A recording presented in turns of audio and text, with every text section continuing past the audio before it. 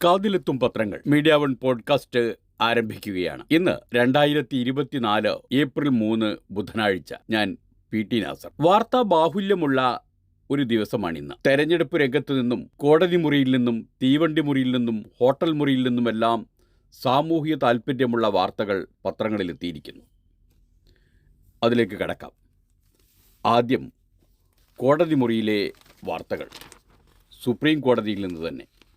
അത് മാധ്യമത്തിൽ നിന്നാണ് വായിക്കുന്നത്. കോടതിയിൽ തിരിച്ചടി എന്നാണ് മാധ്യമം ഇന്ന് ലീഡ് വാർത്തയ്ക്ക് നൽകിയിരിക്കുന്ന തലക്കെട്ട്. അത് മൊത്തം തലക്കെട്ടാണ്, 2 വാർത്തകൾ ചേർത്തിട്ട്. ഒന്ന്, രാംദേവിന്റെ മാപ്പ് വേണ്ട എന്ന വാർത്ത. 2, സഞ്ജയ് സിംഗിന് ജാമ്യം എന്ന വാർത്ത.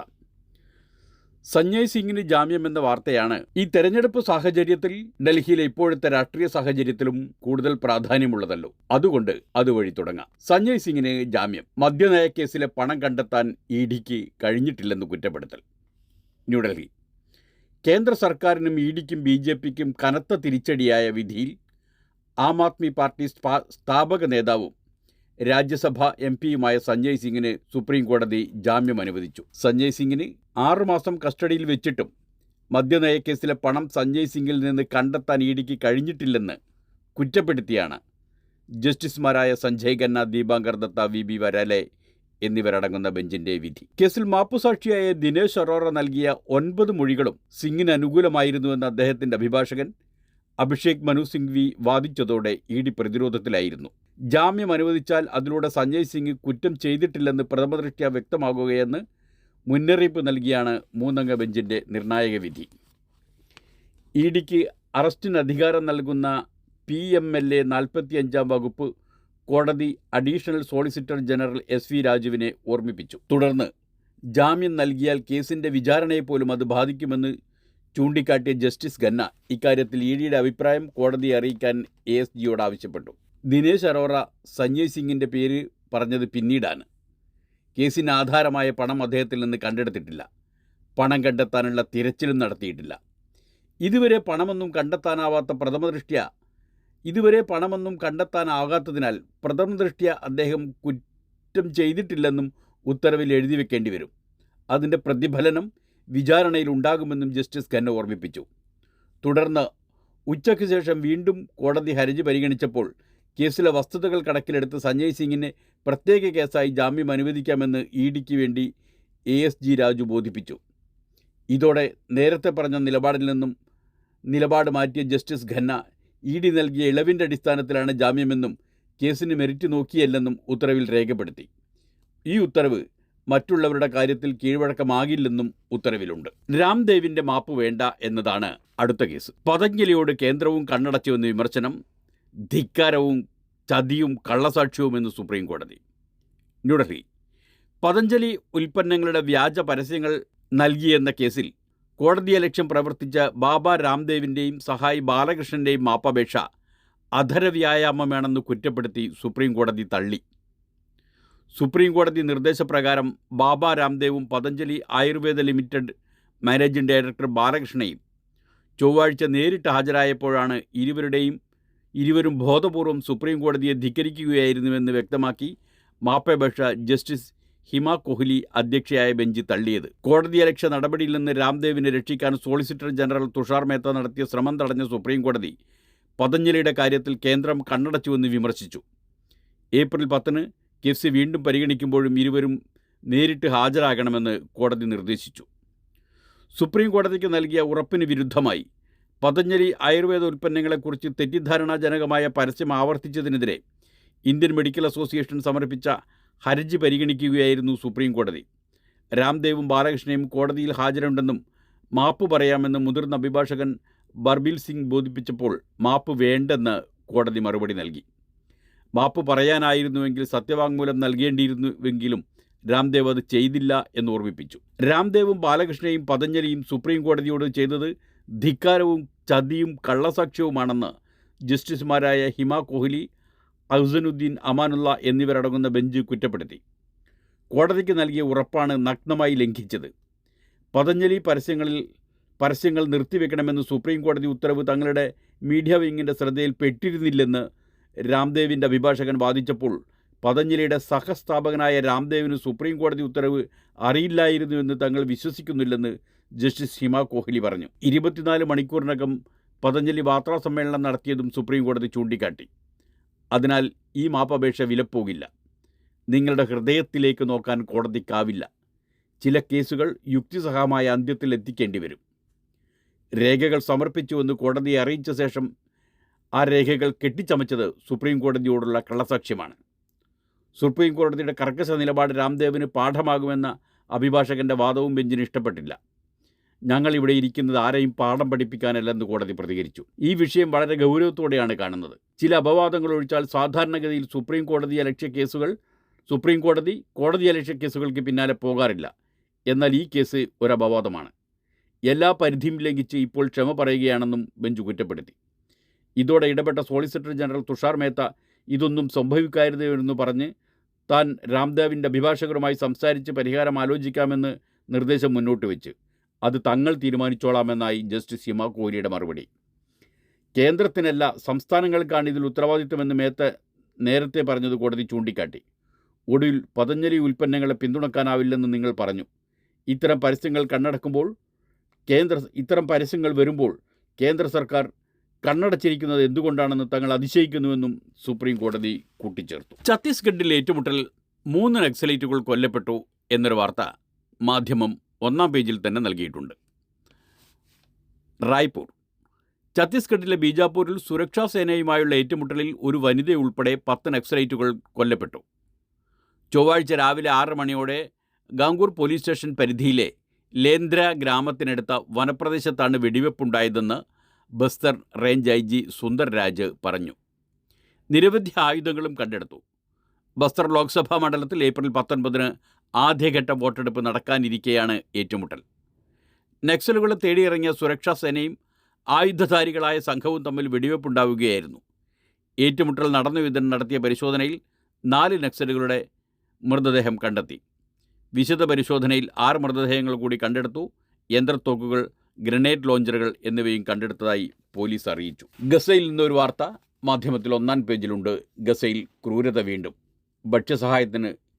ഭക്ഷ്യസഹായ വാഹനത്തിന് ബോംബിട്ടു.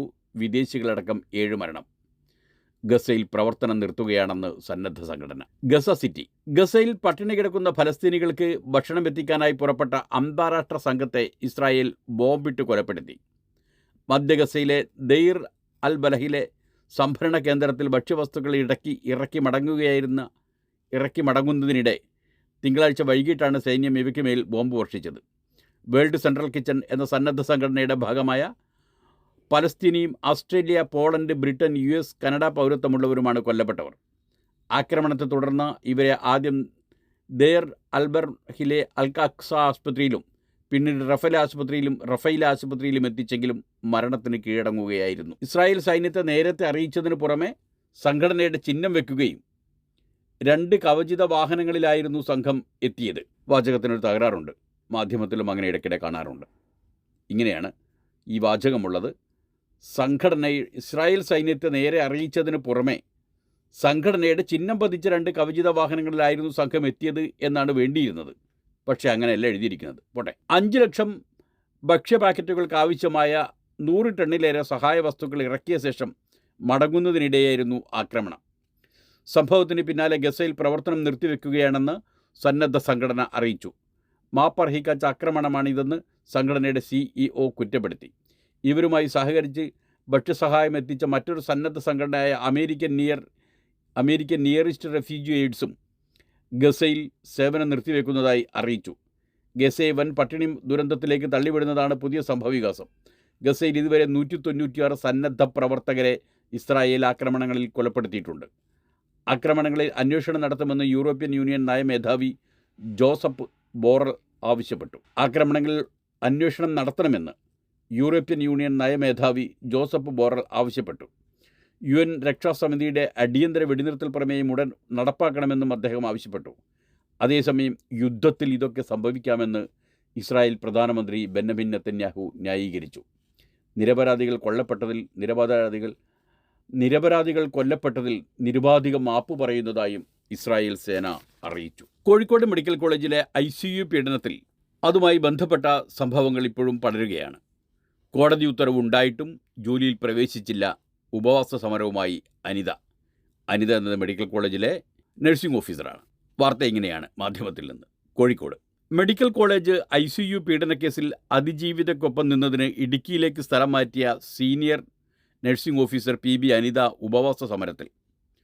കോഴിക്കോട് മെഡിക്കൽ കോളേജിൽ ജോലിയിൽ പ്രവേശിക്കാൻ ഹൈക്കോടതിയുടെ അനുകൂല ഉത്തരവുണ്ടായിട്ടും അനുവദിക്കാത്ത അധികൃതരുടെ നടപടിയിൽ പ്രതിഷേധിച്ചാണ് അനിതയുടെ സമരം. ജോലിയിൽ പ്രവേശിക്കാൻ അനുവദിക്കുന്നതുവരെ പ്രിൻസിപ്പലിൻ്റെ ഓഫീസിന് മുന്നിൽ ഉപവാസം തുടരുമെന്ന് അനിത പറഞ്ഞു. കോടതി ഉത്തരവ് നടപ്പാക്കാത്തതിനെതിരെ കോടതിയലക്ഷ്യത്തിന് നിയമ നടപടികൾ സ്വീകരിക്കുമെന്നും അവർ പറഞ്ഞു. PB അനിതയെ പ്രവേശിപ്പിക്കാൻ ആവശ്യപ്പെട്ട് നഴ്സിംഗ് സംഘടനകളുടെ നേതൃത്വത്തിൽ ചൊവ്വാഴ്ച രാവിലെ പ്രിൻസിപ്പലിൻ്റെ ഓഫീസിലേക്ക് മാർച്ച് നടത്തി.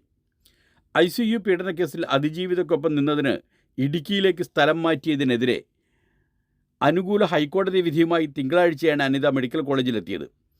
സീനിയർ നഴ്സിംഗ് ഓഫീസർ തസ്തികയിൽ മാർച്ച് 31 വരെ റിട്ടയർമെൻറ്റിലൂടെ ഒഴിവന്ന സാഹചര്യത്തിൽ തന്നെ ജോലിയിൽ പ്രവേശിക്കാൻ അനുവദിക്കണമെന്നായിരുന്നു ആവശ്യം.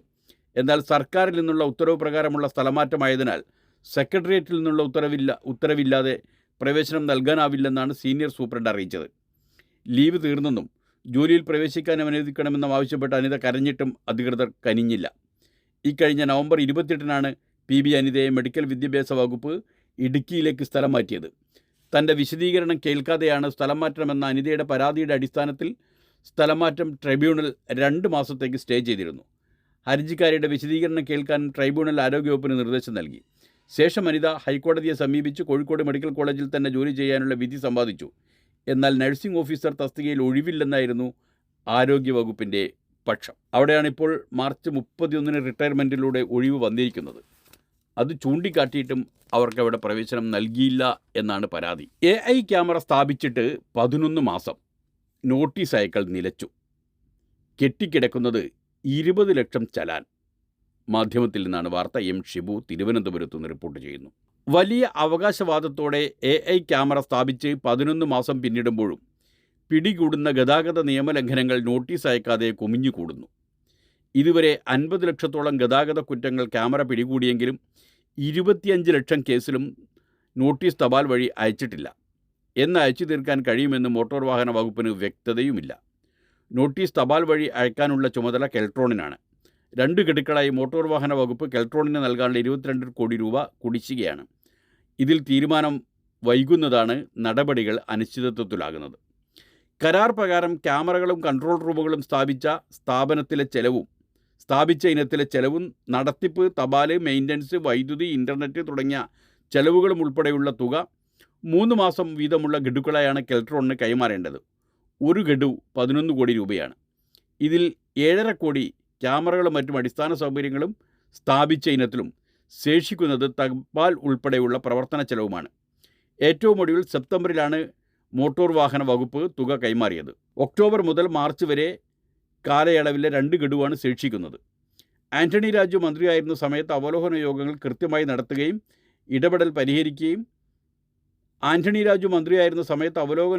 കൃത്യമായി നടത്തുകയും പോരായ്മകൾ പരിഹരിക്കാൻ ഇടപെടൽ നടത്തുകയും ചെയ്തിരുന്നു. എന്നാൽ മന്ത്രി മാറിയതോടെ എല്ലാം നിലച്ചു.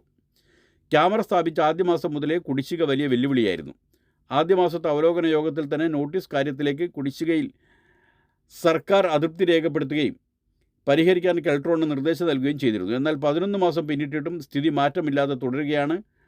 ചലാനുകൾ കെട്ടിക്കിടക്കുന്നതോടെ സർക്കാരിന് പിഴ ഇനത്തിൽ ലഭിക്കേണ്ട വരുമാനമാണ് മുടങ്ങുന്നത്. ഒരു ദിവസം പിടികൂടുന്ന ഗതാഗത കുറ്റങ്ങൾക്ക് ചലാൻ തപാലിൽ അയക്കാൻ 2 ലക്ഷത്തോളം രൂപ വേണ്ടിവരുമെന്നാണ് കണക്ക്. തുടക്കത്തിൽ ഈ തുക ആര് വഹിക്കുമെന്നതിൽ കെൽട്രോണും മോട്ടോർ വാഹന വകുപ്പും തമ്മിൽ തർക്കമുണ്ടായിരുന്നു. പിന്നീടാണ് ധാരണയിലെത്തിയത്. ആ ധാരണയാണ് ഇപ്പോൾ ഇങ്ങനെ കിടക്കുന്നത്. ചട്ടലംഘനം. കോഴിക്കോട് കലക്ടർ നടപടിയെടുത്തു. മന്ത്രി റിയാസിന് നോട്ടീസ്.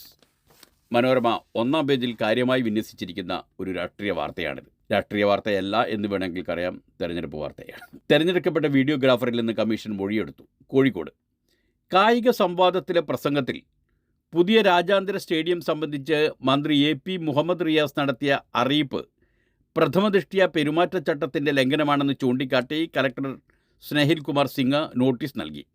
മലയാള മനോരമ, ദേശാഭിമാനി പത്രങ്ങളിൽ വന്ന വാർത്തകളുടെ അടിസ്ഥാനത്തിലാണ് നടപടി.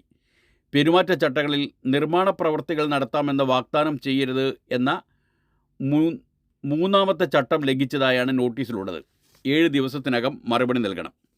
എന്നാൽ കോഴിക്കോട്ട് സ്റ്റേഡിയം നിർമ്മാണം കഴിഞ്ഞ വർഷം നവംബറിൽ മന്ത്രി അബ്ദുറഹ്മാൻ തിരുവനന്തപുരത്ത് പ്രഖ്യാപിച്ചിരുന്നതാണെന്നും ഇതു സംബന്ധിച്ച് 3 യോഗങ്ങൾ ഇതിനകം നടന്നു കഴിഞ്ഞെന്നും റിയാസ് പറഞ്ഞു. കലക്ടറുടെ നോട്ടീസ് കിട്ടിയിട്ടില്ല, കിട്ടിയാൽ മറുപടി നൽകുമെന്നും മന്ത്രി അറിയിച്ചു. ഇതിനിടെ മന്ത്രിയുടെ ഈ പ്രസംഗം ചിത്രീകരിക്കുമ്പോൾ തെരഞ്ഞെടുപ്പ് കമ്മീഷന്റെ വീഡിയോഗ്രാഫറെ സ്ഥാനാർത്ഥി എളമരം കരീമും മറ്റും ചേർന്ന് പിടിച്ചു മാറ്റി കൊണ്ടുപോയത് സംബന്ധിച്ച വിവാദം രൂക്ഷമാവുകയാണ്.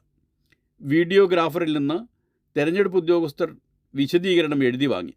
ചിത്രീകരണം തടസ്സപ്പെടുത്തിയതായി വീഡിയോഗ്രാഫർ വ്യക്തമാക്കിയതിൻ്റെ അടിസ്ഥാനത്തിൽ തെരഞ്ഞെടുപ്പ് പെരുമാറ്റച്ചട്ട ചുമതലയുള്ള കലക്ടറേറ്റിലെ senior finance officer KP Manojan കലക്ടർക്ക് റിപ്പോർട്ട് നൽകി. വീഡിയോഗ്രാഫറിൽ നിന്ന് പരാതിയില്ലെന്ന് എഴുതി വാങ്ങി എന്നാണ് വിവരം. എന്നാൽ ഇക്കാര്യം സീനിയർ ഫിനാൻസ് ഓഫീസർ നിഷേധിച്ചു. അതേസമയം വീഡിയോഗ്രാഫറെ ഗ്രീൻ റൂമിൽ തടഞ്ഞു വെച്ച് ഭീഷണിപ്പെടുത്തി വീഡിയോ തന്നെ മായ്പ്പിച്ചു കളഞ്ഞതായാണ് വിവരം. തനിക്കൊപ്പമുള്ള സർവൈലൻസ് ടീം ഓഫീസറും പറയാതെ മായ്ക്കാനാവില്ലെന്ന് വീഡിയോഗ്രാഫർ പറഞ്ഞപ്പോൾ ആ ഉദ്യോഗസ്ഥനെ കൂടി അകത്തേക്ക് വിളിപ്പിച്ചു. അദ്ദേഹത്തോട് സ്ഥാനാർത്ഥിയും തെരഞ്ഞെടുപ്പ് കമ്മിറ്റി കൺവീനറും തട്ടിക്കയറിയെന്നും കയ്യേറ്റത്തോളം എത്തിയെന്നുമാണ് അറിയുന്നത്. വീഡിയോ ദൃശ്യങ്ങളും ഫോണിലെ ശബ്ദരേഖയും മായ്പ്പിച്ച് കളഞ്ഞ ശേഷം അരമണിക്കൂർ കഴിഞ്ഞാണ് ഇരുവരെയും പുറത്തുവിട്ടത്. തെരഞ്ഞെടുപ്പ് ഉദ്യോഗസ്ഥർ വീഡിയോഗ്രാഫർക്ക് പുറമെ ഈ ഉദ്യോഗസ്ഥനെയും വിളിച്ചു വരുത്തി ഹിയറിംഗ് നടത്തി. വിവാദത്തിൽ പ്രതികരിക്കാനില്ലെന്ന് എളമരം കരീം പറഞ്ഞു. വീഡിയോഗ്രാഫർക്ക് പരാതിയുണ്ടെങ്കിൽ പ്രതികരിക്കാമെന്നും പറഞ്ഞു. ഗുരുതര കുറ്റകൃത്യവും പെരുമാറ്റച്ചട്ട ലംഘനവും നടന്നതായി UDFും BJPയും തെരഞ്ഞെടുപ്പ് കമ്മീഷന് പരാതി നൽകി. ടിക്കറ്റിലെ യാത്ര തടഞ്ഞപ്പോൾ യാത്രക്കാരൻ്റെ ആക്രമണം. TTയെ തള്ളിയിട്ടു കൊന്നു. തൃശ്ശൂരിലാണ് ഈ ദാരുണമായ സംഭവം. തൃശ്ശൂർ മുളങ്കുന്നത്തുകാവിൽ ഒഡീഷ സ്വദേശിയായ പ്രതിയെ പാലക്കാട്ട് വെച്ച് പിടികൂടി. തൃശ്ശൂർ ട്രെയിനിൽ ടിക്കറ്റ് ചോദിച്ച TTEയെ യാത്രക്കാരൻ തള്ളിയിട്ടു കൊന്നു. എറണാകുളം സൗത്തിലെ TTE മഞ്ഞുമ്മൽ മൈത്രി നഗറിൽ K വിനോദ് 48 വയസ്സ് ആണ് കൊല്ലപ്പെട്ടത്. പ്രതി ഒഡീഷ ഗഞ്ചാം ബഡഗോച്ച സ്വദേശി രജനീകാന്ത രണജിത്തിനെ 42 വയസ്സാണ് പ്രതിക്ക്. ട്രെയിൻ പാലക്കാട് എത്തിയപ്പോൾ കസ്റ്റഡിയിലെടുത്തു. എറണാകുളം പാട്ന എക്സ്പ്രസിൽ വൈകിട്ട് 6:45 തൃശ്ശൂർ മുളങ്കുന്നത്തുകാവ് സ്റ്റേഷനിലടുത്ത് വെച്ചായിരുന്നു സംഭവം. പ്രതി തള്ളി വീഴ്ചതിനെ തുടർന്ന് വിനോദ് തൊട്ടടുത്ത ട്രാക്കിൽ മറ്റൊരു ട്രെയിനിന് അടിയിൽപ്പെടുകയായിരുന്നു എന്നാണ് നിഗമനം. S11 കോച്ചിൽ ടിക്കറ്റില്ലാതെ യാത്ര ചെയ്ത രജനീകാന്തിനോട് പാലക്കാട്ടെത്തുമ്പോൾ ഇറങ്ങണമെന്ന് വിനോദ് നിർദ്ദേശിച്ചിരുന്നു. അതിനുശേഷം അദ്ദേഹം വാതിലിനടുത്തെത്തി വെള്ളം കുടിക്കുമ്പോൾ പ്രതി തള്ളിയിടുകയായിരുന്നു എന്നാണ് യാത്രക്കാർ നൽകുന്ന വിവരം. മദ്യലഹരിയിലായിരുന്ന പ്രതി തങ്ങളെ ആക്രമിക്കാൻ ശ്രമിച്ചതിനാൽ ചങ്ങല വലിക്കാൻ കഴിഞ്ഞില്ലെന്നും അവർ പറഞ്ഞു. പിന്നീട് സമീപ കോച്ചിലെ TTയെ വിവരം ധരിപ്പിച്ചു. അദ്ദേഹം റെയിൽവേ അധികൃതരുമായി ബന്ധപ്പെട്ടാണ് പ്രതിയെ പാലക്കാട് നിന്ന് പിടികൂടിയത്. തൃശ്ശൂരിൽ നിന്ന് 9 കിലോമീറ്റർ മാറിയാണ് മുളങ്കുന്നത്തുകാവ് സ്റ്റേഷൻ. ഇവിടെ നിന്ന് 1.5 കിലോമീറ്റർ കൂടി കഴിഞ്ഞ് മുളങ്കുന്നത്തുകാവ് ഓവർബ്രിഡ്ജിനടുത്ത് കണ്ടെത്തിയ മൃതദേഹം തൃശ്ശൂർ മെഡിക്കൽ കോളേജ് ആശുപത്രിയിലേക്ക് മാറ്റി. ഈ മരിച്ച വിനോദ് പുതിയ വീട്ടിലേക്ക് മാറിയത് 2 മാസം മുൻപാണ് എന്ന കാര്യം ഈ വാർത്തയോടൊപ്പം കൊടുത്തിട്ടുണ്ട്. തിരുവനന്തപുരം സ്വദേശിയായ വിനോദ് അമ്മ ലളിതക്കൊപ്പം എറണാകുളം മഞ്ഞുമലിയിലെ പുതിയ വീട്ടിൽ താമസിക്കാൻ തുടങ്ങിയത് ജനുവരി 28-നാണ്. ചില സിനിമകളിൽ ചെറുവേഷങ്ങൾ ചെയ്തിട്ടുണ്ട്. റെയിൽവേ ജീവനക്കാരനായ പിതാവ് വേണുഗോപാലൻ നായർ 2002 മരിച്ചതിനെ തുടർന്നാണ് വിനോദിന് ജോലി ലഭിച്ചത്. ക്യാൻസറിനെ അതിജീവിച്ച ശേഷം TT കേഡറിലേക്ക് മാറി. അനധികൃത യാത്രയ്ക്ക് മാസം 10 ലക്ഷം രൂപ പിഴ അടപ്പിച്ചിരുന്നു. ഇതിന് റെയിൽവേയുടെ അംഗീകാരവും ലഭിച്ചിരുന്നു. എന്തായിട്ടെന്താ, ഞാൻ തള്ളി അവൻ വീണു എന്നാണ് പ്രതി പറയുന്നത്. പാലക്കാട്, ഞാൻ 2 കൈകൊണ്ടും തള്ളി അവൻ വീണു, എന്നെ ഒഡീഷയിലേക്ക് കൊണ്ടുപോകും. ട്രെയിനിൽ കയറി പിടികൂടിയ RPF ഉദ്യോഗസ്ഥരോട് പ്രതി രജനീകാന്ത് പറഞ്ഞതാണിത്. ഇത് വീഡിയോയിൽ പകർത്തിയിട്ടുണ്ട്. പിന്നീട് തൃശ്ശൂർ റെയിൽവേ പോലീസും RPFും ചേർന്ന് ഇയാളെ ചോദ്യം ചെയ്യുമ്പോഴും ഇയാൾ മദ്യലഹരിയിലായിരുന്നു. തൃശ്ശൂരിൽ നിന്നാണ് പ്രതി വിനോദിനെ തള്ളിയിട്ട ശേഷം ഒന്നും സംഭവിക്കാത്ത പോലെ സീറ്റിൽ പോയി കിടന്നത്. CRPF വരുമ്പോഴും ഇയാൾ കിടക്കുകയായിരുന്നു. അരുണാചലിൽ മലയാളി ദമ്പതികളും യുവതിയും മരിച്ച നിലയിൽ. മുറിയിൽ കുറിപ്പ് കണ്ടെത്തി ദേഹാസകലം മുറിവുണ്ടാക്കി രക്തം വാർന്നാണ് മരണം. തിരുവനന്തപുരത്തു നിന്നാണ് മനോരമ റിപ്പോർട്ട് ചെയ്തിരിക്കുന്നത്. ഏതാണ്ട് എല്ലാ പത്രങ്ങളും തിരുവനന്തപുരത്തു നിന്ന് തന്നെയാണ് റിപ്പോർട്ട് ചെയ്തിരിക്കുന്നത്. കാണാതായ അധ്യാപികയെയും അവരുടെ സുഹൃത്തുക്കളായ ദമ്പതികളെയും അരുണാചൽ പ്രദേശിലെ ഹോട്ടൽ മുറിയിൽ രക്തം വാർന്നു മരിച്ച നിലയിൽ കണ്ടെത്തി. വട്ടിയൂർക്കാവ് മേലത്തുമേലെ MMRA 198 ശ്രീരാഗിൽ ആര്യ B നായർ 29 വയസ്സാണ് അവർക്ക്. ആയുർവേദ ഡോക്ടർമാരായ കോട്ടയം മീനടം നെടുമ്പൊയ്കൽ നവീൻ തോമസ് 39 വയസ്സ്, ഭാര്യ വട്ടിയൂർക്കാവ് മൂന്നാമൂട് അഭ്രകുഴി AMRA CRA കാവിൽ ദേവി 41 വയസ്സ് എന്നിവരാണ് മരിച്ചത്. ആര്യ ശ്രീകാര്യത്ത് സ്വകാര്യ സ്കൂളിലെ അധ്യാപികയാണ്. ദേവി മുൻപ് ഇവിടെ അധ്യാപികയായി ജോലി ചെയ്തിരുന്നു. മാർച്ച് 27-നാണ് മൂവരും അരുണാചലിലേക്ക് പോയത്. അരുണാചലിൻ്റെ തലസ്ഥാനമായ ഇറ്റാനഗറിൽ നിന്ന് 100 കിലോമീറ്റർ മാറി സിറോയിലെ ഹോട്ടലിലാണ് മുറിയെടുത്തത്. കഴിഞ്ഞ ദിവസങ്ങളിൽ റെസ്റ്റോറൻറ്റിലെത്തി ആഹാരം കഴിച്ച ഇവരെ ഇന്നലെ രാവിലെ 10 മണി കഴിഞ്ഞിട്ടും പുറത്തു കാണാതിരുന്നതിനാൽ ഹോട്ടൽ ജീവനക്കാർ അന്വേഷിച്ച് ചെല്ലുകയായിരുന്നു. മുറിയിൽ ആര്യ കട്ടിലിലും ദേവി നിലത്തും കൈഞ്ഞരമ്പ് മുറിച്ച നിലയിൽ മരിച്ചു കിടക്കുകയായിരുന്നു. നവീൻ്റെ മൃതദേഹം ശുചിമുറിയിലായിരുന്നു.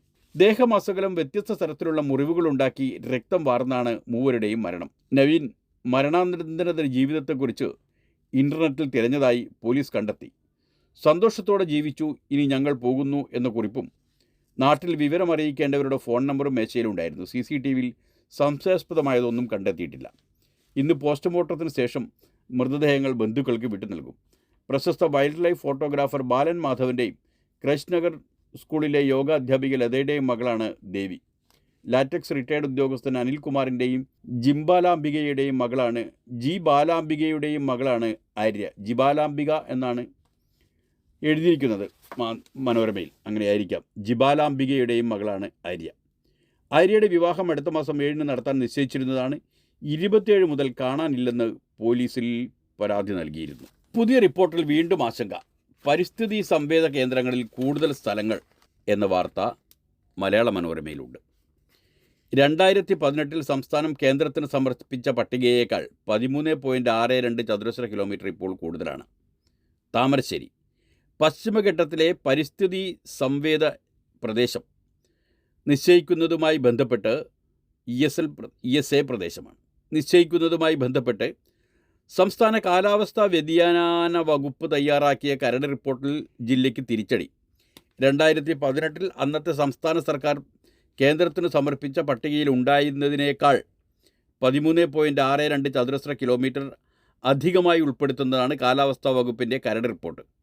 2018 കേരളം സമർപ്പിച്ച ലിസ്റ്റിൽ കോഴിക്കോട് ജില്ലയിൽ 9 വില്ലേജുകളിലെ 246.49 ചതുരശ്ര കിലോമീറ്റർ ഭൂമിയാണ് ESAയിൽ ഉൾപ്പെട്ടിരുന്നതെങ്കിൽ പുതിയ കരട് റിപ്പോർട്ടിൽ അത് 260.11 ചതുരശ്ര കിലോമീറ്ററായി വർദ്ധിച്ചു. അതേസമയം 2022 കേന്ദ്രം പുറപ്പെടുവിച്ച കരട് വിജ്ഞാപനത്തിൽ നിന്ന് 12 ചതുരശ്ര കിലോമീറ്റർ കുറഞ്ഞിട്ടുമുണ്ട്. കാലാവസ്ഥാ വ്യതിയാന വകുപ്പിൻ്റെ കരട് റിപ്പോർട്ടിൽ ഉടൻ അഭിപ്രായം അറിയിക്കാൻ തദ്ദേശ ഭരണ സ്ഥാപനങ്ങളോടും തദ്ദേശ വകുപ്പ് പ്രിൻസിപ്പൽ ഡയറക്ടർ നിർദ്ദേശിച്ചിരിക്കുകയാണ്. ഇത് സംബന്ധിച്ച പരിശോധന കാലാവസ്ഥാ വ്യതിയാന വകുപ്പിലെ വിദഗ്ധരുടെ സേവനം ലഭ്യമാക്കുമെന്നും അറിയിച്ചിട്ടുണ്ട്. ESA പരിധി നിശ്ചയിക്കാൻ വീണ്ടും പരിശോധനയ്ക്ക് കളമൊരുങ്ങിയതോടെ വനമേഖലകളുടെ സമീപ പ്രദേശങ്ങളിലെ കർഷകർ വീണ്ടും ആശങ്കയിലായി എന്നാണ് മനോരമ പറയുന്നത്. കത്തോലിക്ക മെത്രാൻ സമിതിയുടെ മാർഗനിർദ്ദേശമാണ് മാതൃഭൂമി ലീഡാക്കിയിരിക്കുന്നത്. അത് ഭരണഘടന പരിചയാക്കണം എന്നാണ് ആ നിർദ്ദേശം. സ്കൂളുകളിൽ ഭരണഘടനയുടെ ആമുഖം എഴുതി വെക്കണം, അസംബ്ലിയിൽ ചൊല്ലിക്കണം. ജോസഫ് മാത്യു ആണ് ആലപ്പുഴയിൽ നിന്ന് റിപ്പോർട്ട് ചെയ്തിരിക്കുന്നത്. മാറുന്ന ഇന്ത്യൻ സാഹചര്യങ്ങളിൽ കത്തോലിക്ക വിദ്യാഭ്യാസ സ്ഥാപനങ്ങൾ പുലർത്തേണ്ട കാര്യങ്ങളിൽ മാർഗനിർദ്ദേശം പുറപ്പെടുവിച്ച് ഭാരത കത്തോലിക്ക മെത്രാൻ സമിതി CBCI രാജ്യത്തെ ഇപ്പോഴത്തെ സാമൂഹിക രാഷ്ട്രീയ സാഹചര്യങ്ങളിലുള്ള വെല്ലുവിളികൾ നേരിടാനുള്ള മാർഗനിർദ്ദേശങ്ങൾ എന്ന തലക്കെട്ടിലാണ് CBCIയുടെ വിദ്യാഭ്യാസ സാംസ്കാരിക ഓഫീസ് ഇത് തയ്യാറാക്കിയത്. ദിവസേനയുള്ള അസംബ്ലിയിൽ ഭരണഘടന ആമുഖം കുട്ടികളെ കൊണ്ട് ചൊല്ലിക്കണമെന്ന് നിർദ്ദേശിച്ചിട്ടുണ്ട്. സ്ഥാപനത്തിൻ്റെ മുഖ്യ കവാടത്തിൽ ഭരണഘടനയുടെ ആമുഖം ആലേഖനം ചെയ്യണം. സമീപകാലത്ത് ഉത്തരേന്ത്യയിൽ ഏതാനും സ്കൂളുകളിൽ ചില അനിഷ്ട സംഭവങ്ങൾ ഉണ്ടായിരുന്നു. സ്ഥാപന നടത്തിപ്പിനുള്ള അനുമതി, വസ്തു, കെട്ടിടം തുടങ്ങിയ കാര്യങ്ങൾ അധികൃതരുടെ പരിശോധനയും കൂടി. അസമിലെ ഒരു സ്കൂളിൽ വൈദികരും കന്യാസ്ത്രീകളും അവരുടെ ഔദ്യോഗിക വേഷത്തിൽ എത്തരുതെന്ന് പോലും ഒരു സംഘടന നിർദ്ദേശിച്ചു. ഈ സാഹചര്യത്തിലാണ് CBCIയുടെ മാർഗനിർദ്ദേശം എന്നാണ് സൂചന. മറ്റു ചില നിർദ്ദേശങ്ങൾ: സ്കൂളിൻ്റെ കാഴ്ചപ്പാടും മൂല്യങ്ങളും കത്തോലിക്ക തത്വങ്ങളെ അടിസ്ഥാനമാക്കിയുള്ളതാകണം. എല്ലാ മതവിശ്വാസികളെയും ബഹുമാനിക്കണം. ഒരു വിവേചനവും പാടില്ല. മറ്റു മതസ്ഥരായ കുട്ടികളിലേക്ക് നമ്മുടെ മതപാരമ്പര്യം അടിച്ചേൽപ്പിക്കാൻ ശ്രമിക്കരുത്. എല്ലാവരെയും ഉൾക്കൊള്ളണം. ഓരോ കുട്ടിക്കും അവർ സ്വാഗതം ചെയ്യപ്പെടുന്നുവെന്ന് തോന്നണം. കുട്ടികളുടെ നാനാത്വം പ്രതിഫലിക്കുന്ന വിധം വിവിധ പശ്ചാത്തലത്തിൽ നിന്നുള്ളവരായിരിക്കണം അധ്യാപകർ. അടച്ചുറപ്പുള്ളതാകണം സ്കൂൾ. കൃത്യമായ ചുറ്റുമതിൽ വേണം. നിരീക്ഷണ ക്യാമറകൾ ഉണ്ടാകണം. പ്രമുഖ സ്വാതന്ത്ര്യ സമര സേനാനികൾ, ശാസ്ത്രജ്ഞർ, കവികൾ, ദേശീയ നേതാക്കൾ തുടങ്ങിയവരുടെ ചിത്രങ്ങൾ സ്കൂളിലും ലോബിയിലും ലൈബ്രറിയിലും ഇടനാഴികളിലും പ്രദർശിപ്പിക്കണം. സ്കൂളിൻ്റെ ന്യൂനപക്ഷ സർട്ടിഫിക്കറ്റ് പ്രധാന കെട്ടിടത്തിൻ്റെ കവാടത്തിൽ പ്രദർശിപ്പിക്കണം. ഇത്രയുമാണ് കത്തോലിക്ക മെത്രാൻ സമിതി സ്കൂളുകൾക്ക് വേണ്ടി നൽകിയിരിക്കുന്ന നിവേദനം. അതിനിടയിൽ സുഗന്ധഗിരി മരമുറി ഫോറസ്റ്റ് കൺസർവേറ്ററുടെ നേതൃത്വത്തിൽ പ്രത്യേക അന്വേഷണ സംഘത്തെ ഏർപ്പെടുത്തിയിട്ടുണ്ട്. കൽപ്പറ്റ വയനാട് സുഗന്ധഗിരിയിൽ വ്യാപകമായി അനധികൃത മരംമുറി നടന്ന കേസിൽ ഫോറസ്റ്റ് കൺസർവേറ്ററുടെ നേതൃത്വത്തിൽ പ്രത്യേക അന്വേഷണ സംഘം രൂപവത്കരിച്ചു. Investigation and evaluation conservator Neethu ലക്ഷ്മിയുടെ കീഴിൽ കോഴിക്കോട്, കണ്ണൂർ DUFOമാരുൾപ്പെടുന്ന ഉന്നതതല സംഘമാണ് കേസ് അന്വേഷിക്കുക. നിലവിൽ ഒരു ഫോറസ്റ്റ് സെക്ഷൻ ഓഫീസറും 2 വാച്ചർമാർക്കും സംഭവത്തിൽ ഗുരുതരമായ വീഴ്ച പറ്റിയെന്നാണ് കണ്ടെത്തൽ. 3 പേരെയും ഉത്തരമേഖല CCF സസ്പെൻഡ് ചെയ്തിട്ടുണ്ട്. ഇതിനിടയിൽ ബംഗ്ലാദേശിൽ നിന്ന് രസകരമായ ഒരു രാഷ്ട്രീയ വാർത്തയുണ്ട്. ആദ്യം ഭാര്യമാരുടെ ഇന്ത്യൻ സാരികൾ കത്തിച്ചു കളയൂ എന്ന് ഇന്ത്യ ബഹിഷ്കരണ പ്രക്ഷോഭകരോട് ഷെയ്ഖ് ഹസീന പറഞ്ഞതാണ് പ്രധാനമന്ത്രി ഷെയ്ഖ് ഹസീന. ധാക്ക: ഇന്ത്യൻ ഉൽപ്പന്നങ്ങൾ ബഹിഷ്കരിക്കാൻ ആഹ്വാനം ചെയ്യുന്ന പ്രതിപക്ഷ നേതാക്കൾ ആദ്യം ചെയ്യേണ്ടത് അവരുടെ ഭാര്യമാരുടെ സാരികൾ കത്തിച്ചു കളയുകയാണെന്ന് ബംഗ്ലാദേശ് പ്രധാനമന്ത്രി ഷെയ്ഖ് ഹസീന. മാലദ്വീപിലെ പോലെ ബംഗ്ലാദേശിലും ഇന്ത്യയെ പുറത്താക്കൂ ആഹ്വാനം ഉയർന്ന സാഹചര്യത്തിലാണ് ഹസീനയുടെ രൂക്ഷ പ്രതികരണം. ഭരണകക്ഷിയായ അവാമി ലീഗിൻ്റെ പ്രധാന യോഗത്തിലാണ് പ്രധാന പ്രതിപക്ഷ പാർട്ടിയായ നാഷണൽ പാർട്ടിക്ക് നേരെ ഹസീന ആഞ്ഞടിച്ചത്. എൻ്റെ ചോദ്യം ഇതാണ്: BNP നേതാക്കളുടെ ഭാര്യമാരുടെ പക്കൽ എത്ര ഇന്ത്യൻ സാരികളുണ്ട്? എന്തുകൊണ്ട് അവരാദ്യം അതെടുത്ത് എരിച്ചു കളയുന്നില്ല? ഹസീന ചോദിച്ചു. അധികാരത്തിലിരുന്ന കാലത്ത് ഇന്ത്യ സന്ദർശിച്ച BNP മന്ത്രിമാരും ഭാര്യമാരും അവിടെ നിന്ന് സാരി വാങ്ങി ബംഗ്ലാദേശിൽ വിറ്റിട്ടുണ്ട്. സവാള, വെളുത്തുള്ളി, ഇഞ്ചി, ഗരം മസാല തുടങ്ങിയ ഇന്ത്യൻ ഉൽപ്പന്നങ്ങൾ BNP നേതാക്കളുടെ അടുക്കളയിൽ കാണാൻ പാടില്ല, അവർ പറഞ്ഞു. ഇന്ത്യൻ ഉൽപ്പന്നങ്ങൾ ബഹിഷ്കരിക്കുന്നതിൻ്റെ പ്രതീകമായി BNP നേതാവ് രാഹുൽ കബീർ റിസ്വി തൻ്റെ കാശ്മീർ ഷാൾ റോഡിൽ വലിച്ചെറിഞ്ഞ പശ്ചാത്തലത്തിലാണ് ഹസീനയുടെ പ്രതികരണം. ഇന്ത്യയുടെ പിന്തുണയോടെയാണ് ഹസീന അധികാരത്തിൽ തുടരുന്നതെന്നാണ് ഇന്ത്യ വിരുദ്ധ പ്രക്ഷോഭകരുടെ ആരോപണം. ജനുവരി 7 നടന്ന തിരഞ്ഞെടുപ്പിലൂടെ ഹസീന തുടർച്ചയായ 4ാം തവണയും അധികാരത്തിലെത്തിയതോടെയാണ് ബംഗ്ലാദേശിൽ ഇന്ത്യ വിരുദ്ധ വികാരം അലയടിച്ചു തുടങ്ങിയത്. എന്തു ചെയ്യാൻ, ഇന്ത്യയുടെ പിന്തുണയോടെയാണല്ലോ ആ സ്ഥാപനം രൂപം കൊണ്ടതു തന്നെ. അതിൻ്റെ ചരിത്രമറിയാത്തവരായിരിക്കാം സമരം ചെയ്യുന്നത്. എന്തോ ആവട്ടെ, ഇതോടുകൂടി ഇന്നത്തെ വാർത്തകളും അവലോകനങ്ങളും ഇവിടെ അവസാനിക്കുകയാണ്. നാളത്തെ വാർത്തകളുമായി നാളെ കാണാം. അതുവരെ എല്ലാവർക്കും നന്ദി.